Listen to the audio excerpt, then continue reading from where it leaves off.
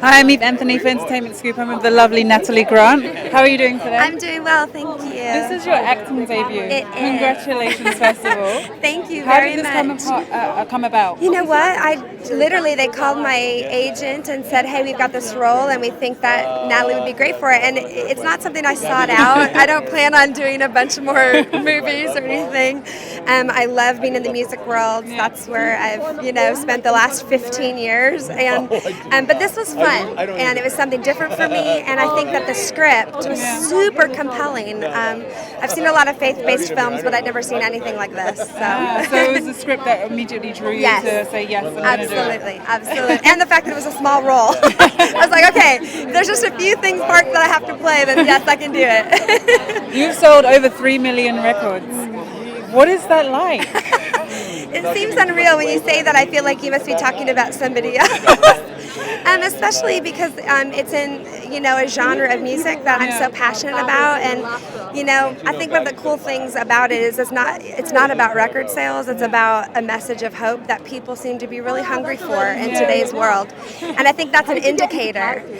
Christian music in general, when everything else in the music world is on the decline, our industry is on the rise. Everyone needs faith. Yes, they're all looking for hope and hungry for something that's positive, and so I'm just grateful that I get to be a part of it.